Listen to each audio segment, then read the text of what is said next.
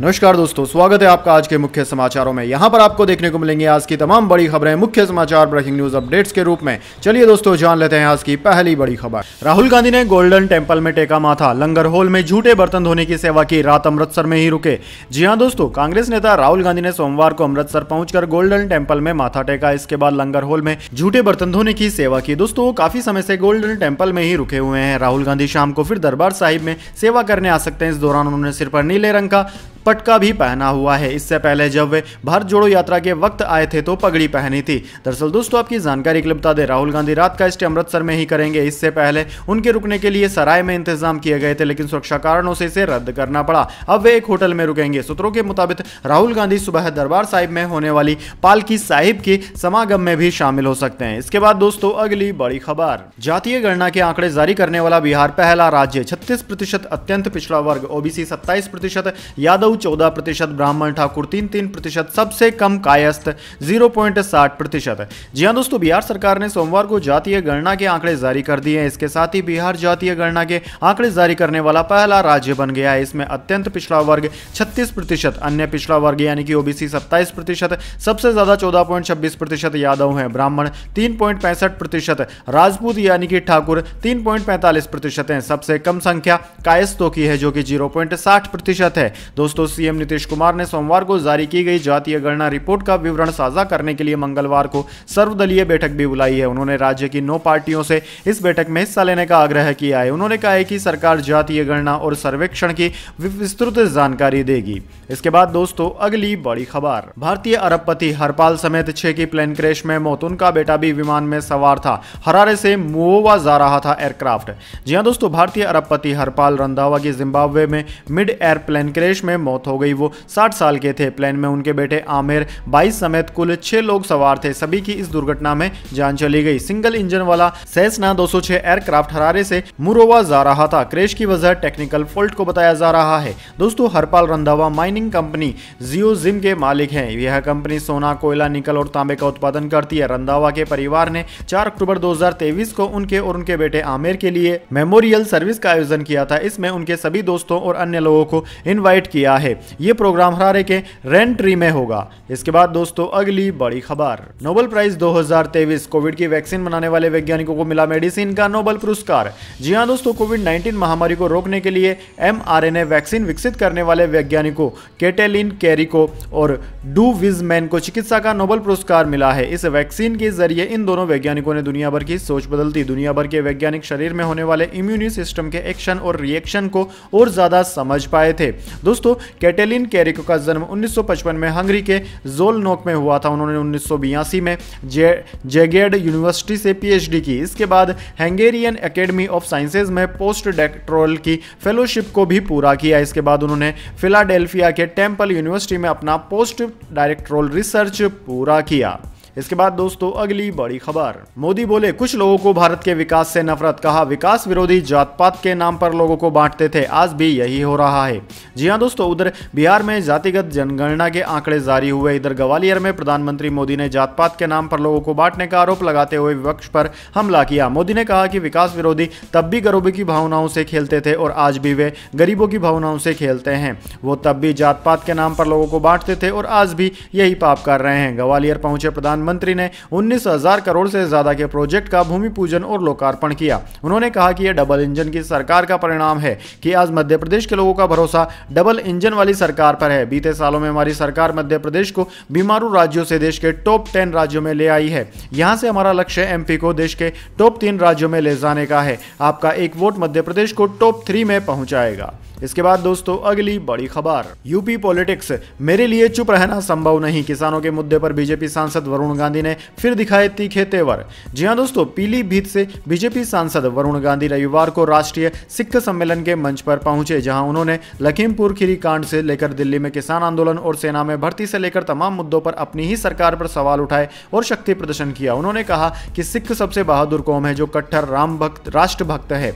ये मेरे लिए अभिमान की बात है कि मेरी रगों में सिखों का खून है। वरुण गांधी ने कहा कि मेरे पूर्वजों ने मुझे सिखाया, जब पंडित नेहरू पहली बार प्रधानमंत्री बने तो माउंट लिंकन लोकसभा के अध्यक्ष थे। उस समय श्रोमणी अकाली दल के अध्यक्ष हुकुम सिंह जी थे। हुकुम सिंह जी ने लोकसभा में पंडित नेहरू को यहां तक कह दिया था कि वो सही आदमी नहीं है, लेकिन नेहरू जी सुनते रहे। 6 महीने बाद सरदार हुकुम सिंह को लोकसभा अध्यक्ष बनाया गया तो उन्होंने कहा कि हम तो नेहरू की बुराई करते हैं और वो हमें कैसे लोकसभा अध्यक्ष बना सकते हैं। हुकुम सिंह जी ने पंडित जी से कही तो उन्होंने कहा कि मैंने आपके भाषण से सुनकर इसे सीख लिया है और अपने आप को सुधारा है।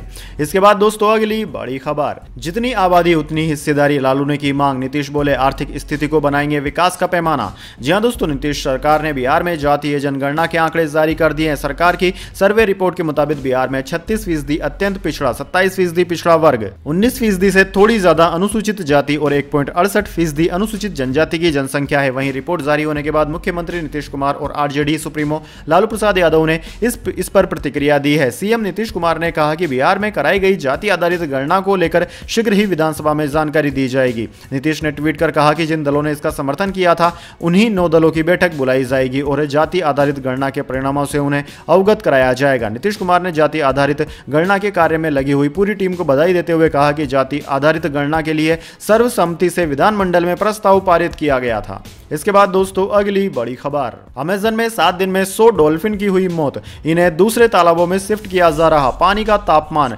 40 डिग्री से भी ज्यादा हुआ। जी हां दोस्तों, ब्राजील के अमेज़न इलाके में ऐतिहासिक सूखा पड़ रहा है। यहाँ तालाबों और झीलों में पानी का तापमान रिकॉर्ड स्तर पर पहुंच गया है। कुछ जगहों पर पानी का तापमान 102 डिग्री फ़ारेनहाइट यानी कि 40 डिग्री सेल्सियस से भी ज्यादा हो गया है। इस बीच पिछले 7 दिनों में यहाँ की लेक टेफे में 100 से ज्यादा डॉल्फिन मरी हुई मिली है। वैज्ञानिकों ने इसे असामान्य बताया। उनके मुताबिक झील का तापमान और अमेज़न में पड़ा ऐतिहासिक सूखा इसका कारण हो सकता है। दुनिया का सबसे बड़ा जलमार्ग अमेज़न नदी इस समय शुष्क मौसम के दौर से गुजर रही है। इसका असर नदी में रहने वाले जीवों पर भी पड़ रहा है। दोस्तों CNN की रिपोर्ट के मुताबिक डॉल्फिन्स को बचाने के लिए उन्हें दूसरी झीलों और तालाबों में शिफ्ट किया जा रहा है जहां पानी कम गर्म है। इस काम में लगे रिसर्चर के मुताबिक ये आसान नहीं है। इन्हें शिफ्ट करने से पहले यह देखना पड़ता है कि दूसरी नदी में किसी तरह का खतरनाक वायरस और टॉक्सिक मटेरियल तो नहीं है। इसके बाद दोस्तों अगली बड़ी खबर, ट्रूडो पर अभिव्यक्ति की स्वतंत्रता कुचलने का आरोप। ब्रॉडकास्टिंग फ्रेमवर्क में बदलाव कर रहा कनाडा, एलन मस्क ने इसे शर्मनाक बताया। जी हां दोस्तों, टेस्ला के CEO एलन मस्क ने कनाडा के प्रधानमंत्री जस्टिन ट्रूडो पर अभिव्यक्ति की स्वतंत्रता को कुचलने की कोशिश का आरोप लगाया है। हाल ही में कनाडा ने अपने ब्रॉडकास्टिंग फ्रेमवर्क में बदलाव की घोषणा की है। इसमें कहा गया है कि पॉडकास्ट ऑफर करने वाली ऑनलाइन स्ट्रीमिंग सर्विसेज को रेगुलेटरी कंट्रोल्स के लिए सरकार के साथ रजिस्टर करना होगा। मस्क ने जर्नलिस्ट ग्लेन ग्रीनवॉल्ड की एक पोस्ट को अपने एक्स हैंडल पर शेयर करते हुए लिखा कि ट्रूडो कनाडा में अभिव्यक्ति की आजादी को कुचलने की कोशिश कर रहे हैं, शर्मनाक। ग्रीनवॉल्ड ने अपने पोस्ट में ऑनलाइन स्ट्रीमिंग सर्विसेज को कनाडाई सरकार के साथ रजिस्टर करने को दुनिया की सबसे दमनकारी ऑनलाइन सेंसरशिप स्कीम्स में से एक बताया था। इसके बाद दोस्तों अगली बड़ी खबर, भारत के लिए फायदे का सौदा। दुनिया का बड़ा कोको उत्पाद देश भारत को सीधे कोको उत्पाद बेचने की तैयारी में। जी हां दोस्तों, दुनिया का सबसे बड़ा कोको उत्पाद एवं निर्यातक कोटे डी आइवर कोको और कोको आधारित उत्पादों के सीधे मार्केटिंग के लिए भारतीय बाजार में संभावनाएं तलाशना चाहता है। कोको नियामक ली काउंटिंग ड्यू कैफे कोको की योजना अगले महीने भारत की यात्रा पर जाने की है। कोको नियामक न सिर्फ कोको उत्पाद के लिए भारतीय बाजार में पहुंच चाहता है, बल्कि वह कोटे डी आइवर में कोको के प्रोसेसिंग के लिए निवेशकों तथा भागीदारों की तलाश में भी है। कोटे डी आइवर को पश्चिम अफ्रीका में स्थित आइवरी कोस्ट के नाम से भी जाना जाता है। फिलहाल कोटे डी आइवर के ज्यादातर कोको उत्पाद का विवरण बिचौलियों तथा तीसरे पक्ष के जरिए होता है और इसके चलते किसानों को काफी कम प्रतिफल मिल पाता है। इसके बाद दोस्तों अगली बड़ी खबर, असम में बीजेपी को अगले 10 साल तक मियां वोट की जरूरत नहीं, बोले हिमंत बिस्व शर्मा। जी हां दोस्तों, असम के मुख्यमंत्री हिमंता बिस्व शर्मा ने रविवार को कहा कि बीजेपी को अगले 10 सालों तक 4 इलाकों में मियां भाइयों के वोट की तब तक जरूरत नहीं जब तक वो बाल विवाह की प्रथा छोड़कर खुद में सुधार नहीं कर लेते। हालांकि उन्होंने यह भी कहा कि मियां लोग उनका प्रधानमंत्री नरेंद्र मोदी और बीजेपी का समर्थन करते हैं। समाचार एजेंसी PTI के मुताबिक उन्होंने कहा कि बीजेपी जन कल्याण करेगी और वे हमारा समर्थन समर्थन करेंगे, लेकिन उन्हें हमें वोट देने की जरूरत नहीं है। हमारा समर्थन करने में कोई बुराई नहीं है। उन्हें हिमंत बिस्व शर्मा, नरेंद्र मोदी और बीजेपी के लिए जिंदाबाद के नारे लगाने दें। असम के मुख्यमंत्री ने एक सवाल का जवाब देते हुए कहा कि जब चुनाव आएगा तो मैं खुद उनसे कहूंगा कि वो हमें वोट न दें। जब आप परिवार नियोजन का पालन करेंगे, बाल विवाह रोकेंगे और कट्टरवाद छोड़ देंगे, तब आप हमें वोट दें। इसे पूरा करने में 10 साल लग जाएंगे। ऐसे में हम अभी नहीं 10 साल बाद वोट मांगेंगे। इसके बाद दोस्तों अगली बड़ी खबर। मोदी बोले गहलोत ने चुनाव से पहले हार मान ली। कहा गहलोत जी सोते जागते कुर्सी बचाने में लगे रहे, आधी कांग्रेस उन्हें हटाने में। जी हां दोस्तों, चित्तौड़गढ़ में सांवलिया सेठ मंदिर के दर्शन और 7,000 करोड़ के प्रोजेक्ट्स के उद्घाटन व शिलान्यास के बाद प्रधानमंत्री मोदी कांग्रेस पर जमकर बरसे। मेवाड़ में भाजपा के चुनावी अभियान को आगे बढ़ाते हुए राजस्थान की संस्कृति, यहाँ की विरासत पर गर्व करने की उन्होंने एक बात कही। लेकिन 5 साल की कांग्रेस सरकार ने राजस्थान की साख को तबाह कर दिया, उन्होंने कहा।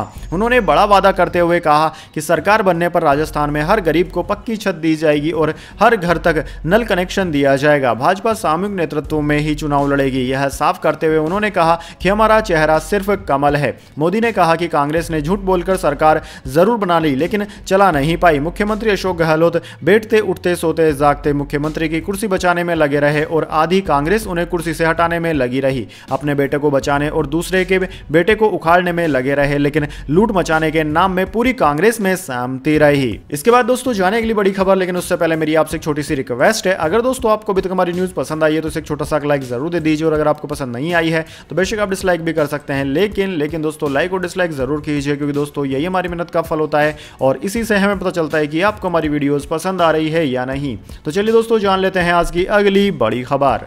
हीरा खरीदना हुआ सस्ता, पूरी दुनिया में डायमंड की कीमतों में आई भारी गिरावट। जी हां दोस्तों, पूरी दुनिया में कच्चे हीरे की कीमतों में गिरावट देखने को मिली है। इसका सबसे बड़ा कारण यह है कि महामारी के बाद से कई कंज्यूमर्स ने लग्जरी आइटम से दूरी बना ली है। जिमिस की ग्लोबल रफ डायमंड इंडेक्स के अनुसार कीमतें एक साल में सबसे कम है, और वही CNN का कहना है कि इंडस्ट्रियलिस्ट ये मानते हैं कि हीरो की कीमतों में आई गिरावट की वजह आभूषण की बिक्री में गिरावट है। ऐसी उम्मीद लगाई जा रही है कि साल 2021 और 2022 के मुकाबले इस साल बाजार में नरमी देखने को मिल सकती है, जिससे आने वाले सालों में कच्चे हीरे की कीमतों में सुधार हो सकता है। इसके बाद दोस्तों अगली बड़ी खबर। दिल्ली पुलिस ने पकड़ा ISIS आतंकी। NIA ने सिर पर रखा था 3 लाख रुपए का इनाम, पुणे से भागकर राजधानी में छिपा था दहशतगर्द। जी हां दोस्तों, दिल्ली की पुलिस की स्पेशल सेल ने ISIS मॉड्यूल के एक आतंकी को गिरफ्तार कर लिया है। आतंकी का नाम शाहनवाज बताया गया है, जिसकी गिरफ्तारी दिल्ली से ही हुई है। राष्ट्रीय सुरक्षा एजेंसी NIA ने इस आतंकी के ऊपर 3 लाख रुपए का इनाम रखा हुआ था। यह आतंकी NIA का मोस्ट वांटेड आतंकी है, जिसे शाहनवाज उर्फ शेफी उजमा के तौर पर भी जाना जाता है। शाहनवाज पुणे ISI केस में वांटेड थे। दिल्ली पुलिस की स्पेशल सेल ने ISI आतंकी शाहनवाज के साथ मोहम्मद अरशद वारसी और रिजवान नाम के संदिग्धों को भी गिरफ्तार कर लिया है। आज सुबह उन्हें वीडियो कॉन्फ्रेंसिंग से पेश कर 14 दिन की पुलिस रिमांड पर ले लिया। ISIS आतंकी मॉड्यूल केस में आदिल नाम का एक इंजीनियर छात्र भी हिरासत में आया है। आदिल जामिया का रहने वाला है। दिल्ली पुलिस अधिकारियों का कहना है कि आदिल को नोटिस देकर छोड़ा जा रहा है। इसके बाद दोस्तों अगली बड़ी खबर। बीजेपी सांसद निरुआ को सता रहा टिकट कटने का डर। इस बयान के बाद हलचल हुई तेज। जी हां दोस्तों, मध्य प्रदेश विधानसभा चुनाव के लिए टिकट वितरण में बीजेपी ने जो फार्मूला अपनाया है, उसके बाद यूपी में भी कई सांसदों के दिलों की धड़कनें बढ़ने लगी है। विधानसभा में अपने राष्ट्रीय स्तर के नेताओं को उतारकर बीजेपी ने एक विनिंग फार्मूला तैयार किया है। अगर यही प्रयोग यूपी में भी किया जाता है तो कईयों का टिकट कट सकता है। इस बीच आजमगढ़ से बीजेपी सांसद दिनेश लाल यादव यानी कि निरहुआ का भी एक ऐसा बयान सामने आया है जिसमें उनके टिकट कटने का डर साफ नजर आ रहा है। बीजेपी 2024 को लेकर सभी सांसदों का रिपोर्ट कार्ड बनवा रही है, जिसमें उनके कामकाज, जनता में लोकप्रियता और संगठन के साथ तालमेल को देखा जा रहा है। ऐसे में टिकट कटने के डर से कई सांसदों में हलचल मची हुई है। दिनेश लाल यादव को भी अपनी टिकट कटने का डर लग रहा है। रविवार को आजमगढ़ पहुंचे बीजेपी सांसद ने कहा कि अगर जनता को मेरा काम पसंद नहीं आया तो मेरा भी टिकट कट सकता है। इसके बाद दोस्तों अगली बड़ी खबर। बीजेपी ने अजय आलोक और प्रत्युष कंठ को बनाया राष्ट्रीय प्रवक्ता। जाने दोनों नेताओं के बारे में। जी हां दोस्तों, किसी भी सियासी और सामाजिक मुद्दे पर सलीके से बिना किसी शोरगुल और चुटीले अंदाज में अपनी बातों को रखने वाले अजय आलोक को बीजेपी ने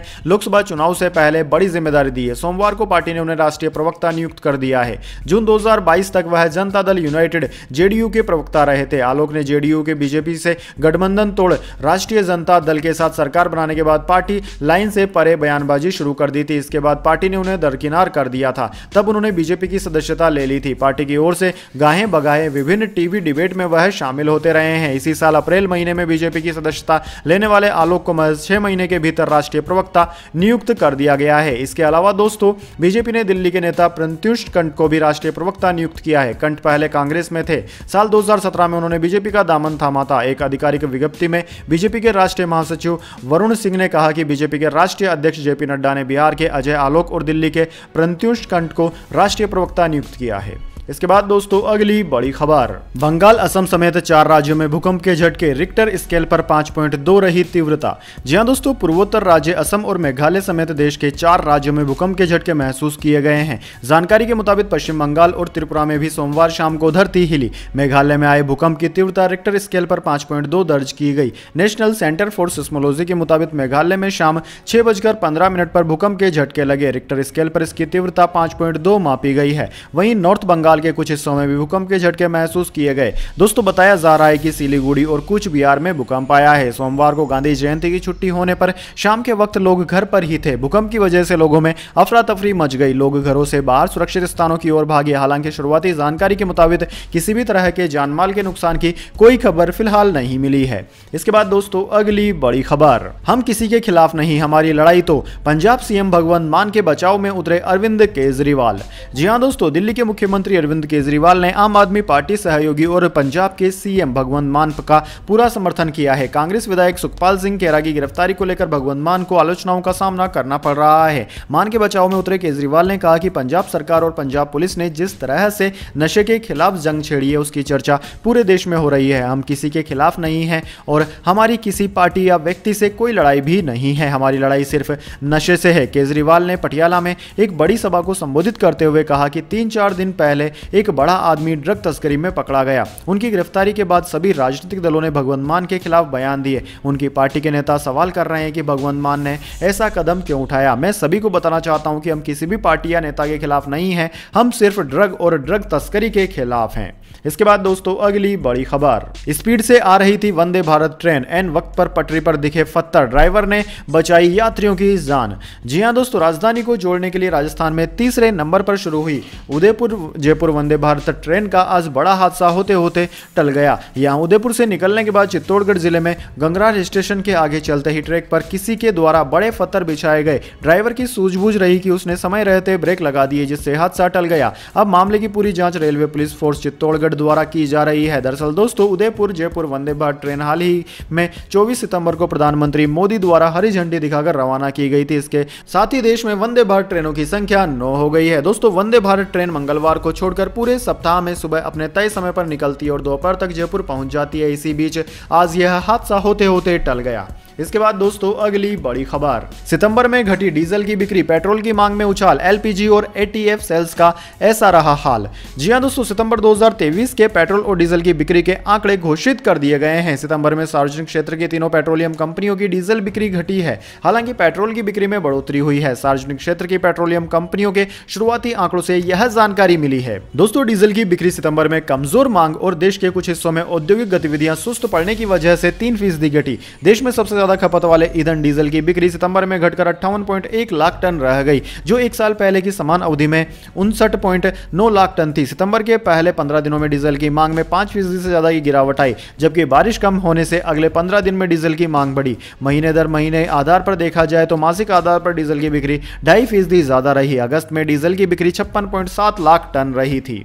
इसके बाद दोस्तों अगली बड़ी खबर, गूगल बंद कर रहा है जीमेल का 10 साल पुराना फीचर, अगले साल 2024 से नहीं कर पाएंगे एक्सेस। जी हां दोस्तों, गूगल अपनी सर्विस का एक और फीचर को खत्म करने की तैयारी कर रहा है। कंपनी ने ऐलान कर दिया है कि जीमेल के बेसिक HTML व्यू को जनवरी 2024 से बंद कर दिया जाएगा। जिन लोगों को नहीं मालूम है उन्हें बता दें कि दोस्तों जीमेल का बेसिक HTML व्यू यूजर्स को अपने ईमेल को बिना किसी परेशानी के देखने की अनुमति देता है। जीमेल का यह फीचर 10 साल से भी ज्यादा पुराना है। गूगल ने अपने सपोर्ट पेज को अपडेट कर दिया है, जिसे डेडलाइन खत्म होने के बाद जीमेल अपने आप स्टैंडर्ड स्टैंडर्ड व्यू पर स्विच हो जाएगा। कंपनी ने जीमेल यूजर्स को इसकी जानकारी देने के लिए एक नोटिफिकेशन भी ईमेल पर भेजा है। कंपनी ने ईमेल में लिखा है कि डेस्कटॉप वेब और मोबाइल वेब के लिए जीमेल बेसिक HTML व्यू जनवरी 2024 की शुरुआत से डिसेबल हो जाएगा। दोस्तों आपकी जानकारी के लिए बता दें, जब यूजर्स HTML वर्जन को इस्तेमाल करने की कोशिश करते हैं तो गूगल एक मैसेज दिखाता है जिसमें कहा गया है कि वर्जन को धीमे कनेक्शन और पुराने ब्राउजर के लिए डिजाइन किया गया है और आपसे यह कंफर्म करने के लिए कहता है कि आप स्टैंडर्ड वर्जन का इस्तेमाल नहीं करना चाहते हैं। तो दोस्तों यह थी आज की तमाम बड़ी खबरें। इसके बाद दोस्तों बारी आती है आज के माइंड क्यूज क्वेश्चन की। जी हां दोस्तों, एक आसान से सवाल का जवाब देकर आप जीत सकते हैं एक अमेजिंग सरप्राइज गिफ्ट हमारे यूट्यूब चैनल की ओर से। तो दोस्तों आज का सवाल आपकी स्क्रीन पर आ चुका है। पहला क्रिकेट विश्व कप कौन से देश ने जीता था? जी हां दोस्तों, अगर आप जानते हैं क्रिकेट का पहला विश्व कप कौन से देश ने जीता था तो जल्दी से उस देश का नाम कमेंट बॉक्स में लिख दीजिए। अगर दोस्तों आपका जवाब होता है एकदम सही और आप चुने जाते हैं लकी विजेता के रूप में तो आपको मिल सकता है एक अमेजिंग सरप्राइज गिफ्ट हमारे यूट्यूब चैनल की ओर से। तो दोस्तों जल्दी से अपना उत्तर कमेंट बॉक्स में लिख दीजिए, वीडियो को लाइक कर लीजिए और चैनल को सब्सक्राइब करके बेल आइकन भी दबा लीजिए। धन्यवाद। वंदे मातरम। जय हिंद, जय भारत।